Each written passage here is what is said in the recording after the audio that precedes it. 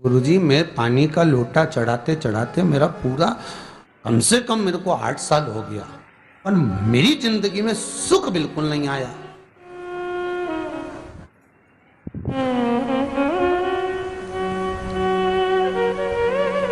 हमने कहा तूने कैसे चढ़ाया, वो भी तो सुने। तो क्या कैसे, क्या स्नान करा और मंदिर जाके लोटा चढ़ाया पानी का। अच्छा। अब मैंने कहा तू चुप रहे। उसके पति, यहीं की इसी ऑफिस की बात है, भवानी मंडी से, उसके पति से पूछा, हाँ जी वर्मा जी सही बताओ, पत्नी लोटा कैसे चढ़ाई। गुरु जी ना जाने कहाँ के महाराज के चक्कर में पड़ी, लोटा भर के पानी चढ़ाने जाए, नहाने के बाद बच्चा इतना सा रो रहा, चिल्ला रहा, पर उसको टच तक नहीं करे, किसी चीज के नहीं छुए, और बिल्कुल कोरी की कोरी साड़ी पहने, धुली हुई, पहले ही बाथरूम में टांग के धर दे, उसको कोई छू नहीं सकता, टाविल टच नहीं कर सकता, और ऐसी जाके शंकर जी के फिर लोटा चढ़ाए। मंदिर में अगर किसी ने छू लिया तो वापिस आ जाए, नहाए धोए फिर जाए। मैंने कहा बस अब तो तू ऐसी जिंदगी भर चढ़ाती रहे तो भोलेनाथ आएगा ही नहीं।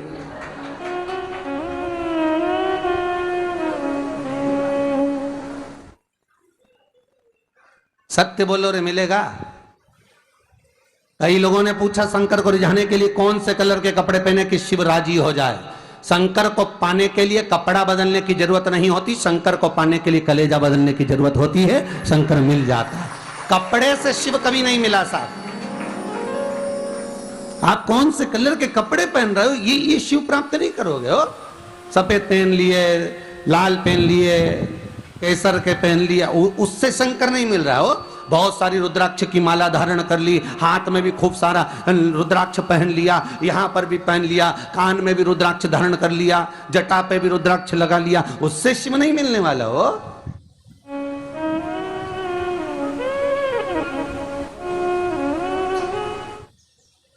अरे भाई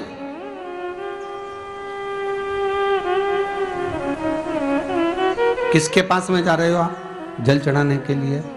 जम के बोलिए जरा। शंकर जी के पास। शंकर जी कौन है? तुम्हारे कौन से मतलब नहीं है। भगवान को तो केवल इतना मतलब है कि आप मन कैसा लेकर आए हो। ये तन साफ करने से, स्नान करने से, खूब रगड़ रगड़ के नहाने से, लक्स पेयर से, खूब घिस घिस के नालों ने, क्रीम ने, पाउडर, डेंटिंग पेंटिंग करके फिर भगवान के पास जाओ और बढ़िया 2-4 घंटे तक फैशन करके भगवान को रिझाओ, भगवान रिझेगा? अरे गर्ग संहिता में लिखा है कि शंकर को एक बार प्रणाम करने का फल क्या है कि 10 अश्वमेध यज्ञ के स्नान का जो फल होता है वो मात्र शंकर को प्रणाम करने से मिल जाता है। कितना? 10 अश्वमेध यज्ञ के स्नान का जो फल है शंकर को मात्र प्रणाम करने से मिल जाता है। पर गर्ग संहिता कहती है कि 10 अश्वमेध यज्ञ के स्नान के बाद भी मनुष्य का जन्म वापिस मिल सकता है। मतलब वापिस तुम्हारा जन्म हो सकता है, किसी भी रूप में हो जन्म हो सकता है।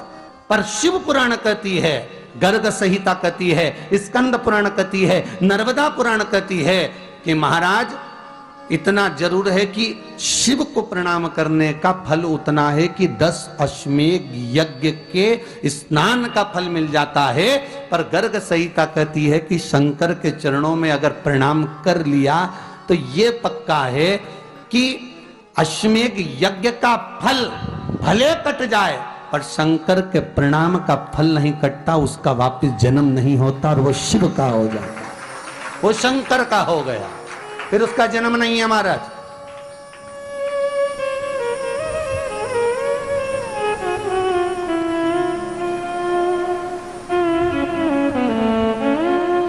पति से कहा हाथ धो, स्नान कर लो जल्दी से, फिर अपन को चलना है मंदिर। पति बोला नहा लिया एक बार तो दूसरी बार फिर से नहा लो।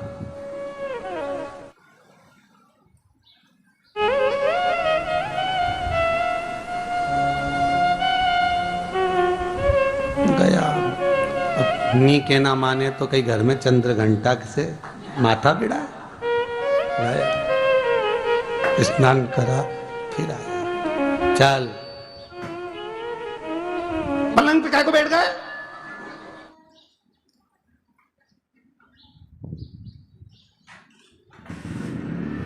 पलंगी तो है।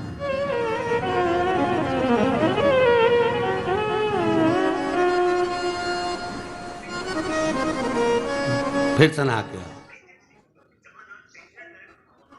अब ये फिर नहवाने भेज दिया। होता एक सास बेचारी मायके जाना था, मौसी की यहाँ शादी थी। अब उसने बहू से कहा बेटा मेरे को जाना है, अपने घर में छोटे से लड्डू गोपाल उनकी सेवा है, तू एक काम कर कि तू सेवा कर लेगी क्या? हाँ मम्मी, उसमें क्या है, करना क्या है तुम बताओ। बस सुबह से 3 बार ताली बजाना, भगवान को उठाना, पात्र में रख के नहलाना, उनको पोंछना, कपड़े पहना देना, इत्र लगा देना, चंदन लगा देना, मुकुट लगा देना, सुंदर अलकावली सब पिनाने के बाद में भगवान को दर्पण दिखाना। जब भगवान को कांच दिखाए, दर्पण दिखाए, भगवान मुस्कुरा दे, तब भगवान को भोग लगा देना। हाँ मम्मी इतना तो मैं करूंगी, और बाद में भगवान को वापिस सुला देना। हाँ इतना सा कर लूंगी। सास बिचारी कह के चली गई। अब बहू सुबह से उठ के 3 बार ताली बजाई, भगवान को उठाया, बिठाया, नहवाया, तैयार कर दिया। तैयार करके जो दर्पण दिखाया तो भगवान तो मुस्कुराया ही नहीं। अब इसको कौन समझाए कि पीतल की मूर्ति कोई हंसे है?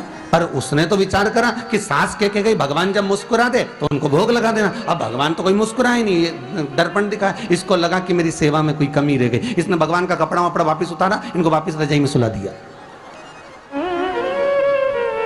अब भगवान को वापिस रजाई में सुलाया, फिर आ गई, 3 बार फिर ताली बजाई, भगवान को फिर उठाया, फिर बिठाया, बिठाने के बाद में फिर उनको कपड़े वपड़े पहनाकर फिर दर्पण दिखाया, पर भगवान तो मुस्कुराया ही नहीं। तो ये वापिस इस सेवा में गलती रह गई। वापिस इसने सब कपड़ा उतारा, भगवान को फिर सुला दिया।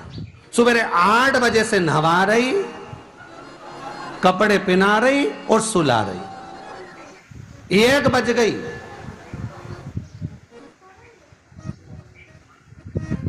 कुछ गलती रह गई होगी अपने सास के गई। अब की बार फिर भगवान को नहवाया। भगवान भी मन में सोचे नहवाई नहवा रही, खवा तो कछु ना रही। 28 बार नहवा दिया। इसके बाप का क्या जाए, 29 बार भी नहवा देगी। सर्दी होगी तो हमको होगी, इसका क्या जाए।